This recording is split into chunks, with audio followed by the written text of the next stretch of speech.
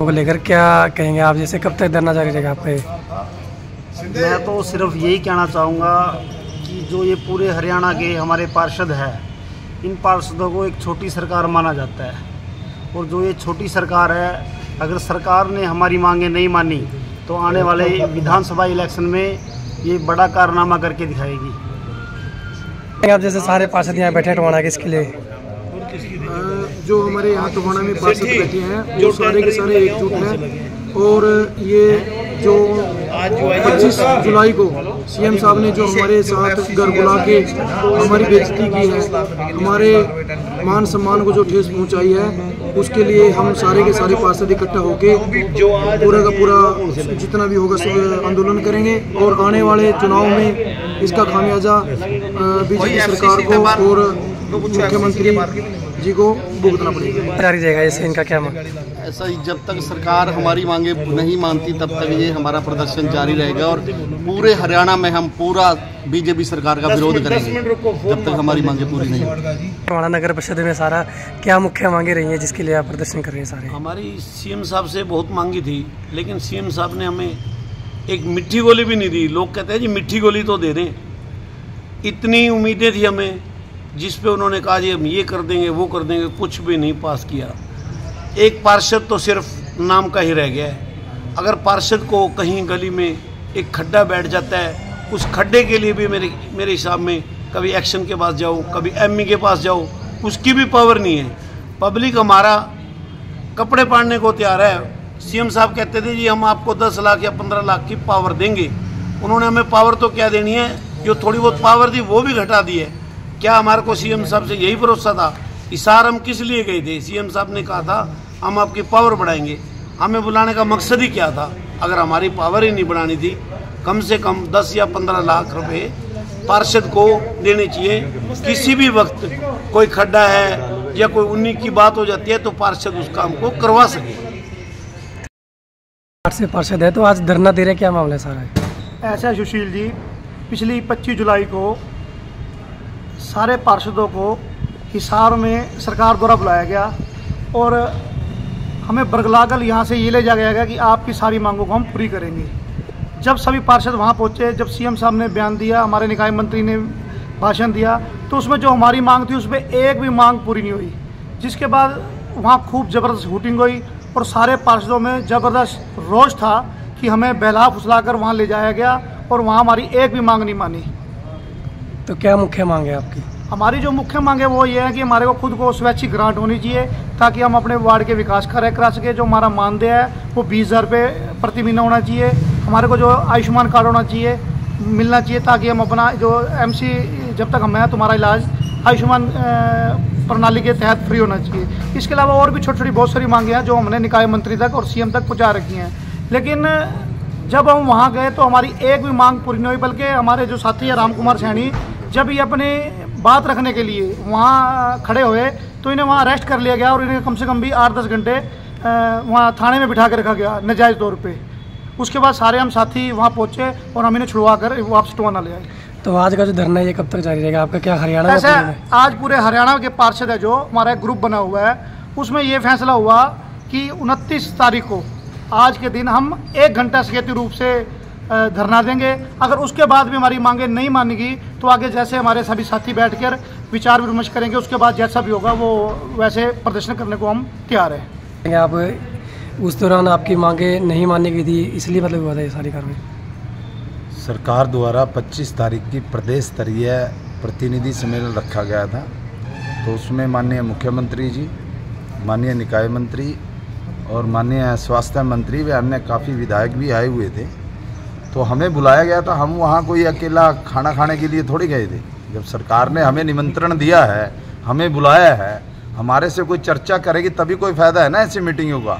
तो सरकार ने हमारी मीटिंग बुलाई, मीटिंग में हम अपने विचार तो रखेंगे भाई, जो समस्याएं हैं, जो शहर की समस्याएं हैं। पार्षद जब जनता एक पार्षद को चुनकर भेजती है तो इसीलिए भेजती है कि उनकी समस्याओं के लिए उन्हें दर दर की ठोकरें ना खानी पड़े और पार्षद ही उनको हल कराए।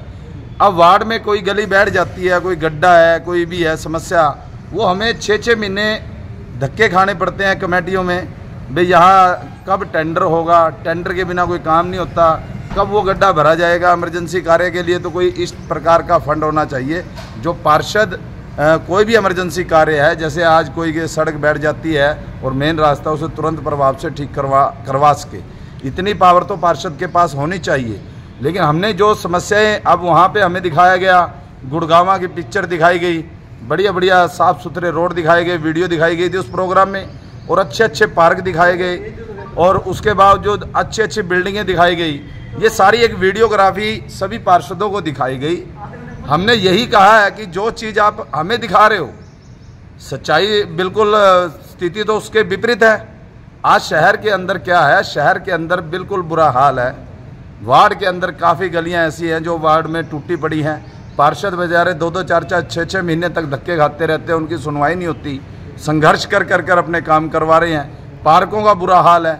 हमारे टोहाना शहर से ही लगा लो, कितनी बड़ी बड़ी घास, बाहर छोड़ो आप, सामने देखो पार्क है कमेटी का। जब यही मेंटेन नहीं है तो बड़े पार्कों को कैसे मेंटेन कर सकते हैं। तो जैसे सरकार ने सरपंचों की पावर बढ़ाई है, क्या मानते करते हैं भी आपने भी पावर बढ़ाई है? हमारा प्रदेश स्तर पर संगठन है और उस संगठन के तहत ही हमारी जो मांगे हैं वो माननीय मुख्यमंत्री और निकाय मंत्री जी के पास हमने भेज दी है, और उन्हीं मांगों के मद्देनजर रखते हुए ये सम्मेलन बुलाया गया था।